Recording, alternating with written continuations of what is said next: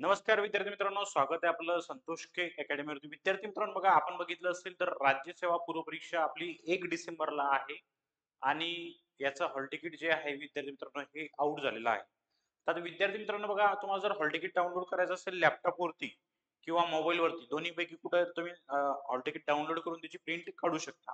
तर त्यासाठी काय करायचं, जी आपली ऑफिशियल वेबसाईट आहे एम-पी-एस-सीची. काय एम-पी-एस-सी ऑफिशियल वेबसाईट तर बघा mpsconline.gov.in है ना, यावर तुम्हाला काय करायचं, क्लिक करायचं एमपीएससी ऑनलाईन .gov.in वर क्लिक करायचंय. म्हणजे तुम्हाला गुगल क्रोम मध्ये जाऊन ती वेबसाईट टाकायची आणि एंटर करायचंय.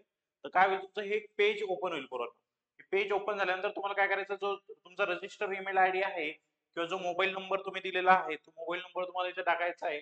देन पासवर्ड टाकायचा आणि काय करायचं, तुम्हाला लॉग इन करायचं आहे.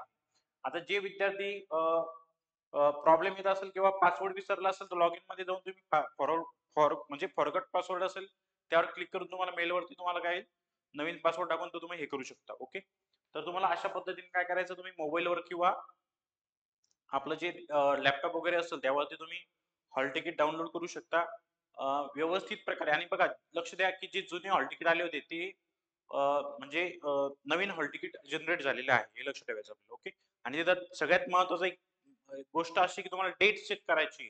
एक्झामची डेट बरोबर 1 डिसेंबर आहे का? 1 December 2025, sorry 2024. Okay, 1 December 2024. Okay, आणि तुमचं सेंटर कोणतं आहे तुम्हाला चेक करायचं. आणि एक्झाम तर तुम्हाला 2 शिफ्टमध्ये म्हणजे पेपर 1 आणि पेपर 2. बरोबर आहे.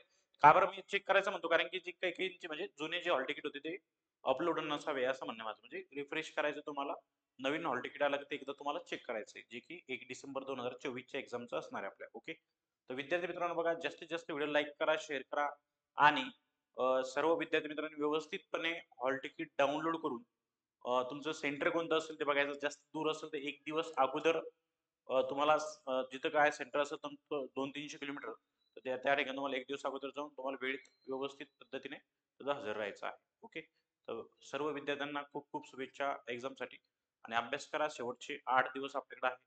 Yes, thank you.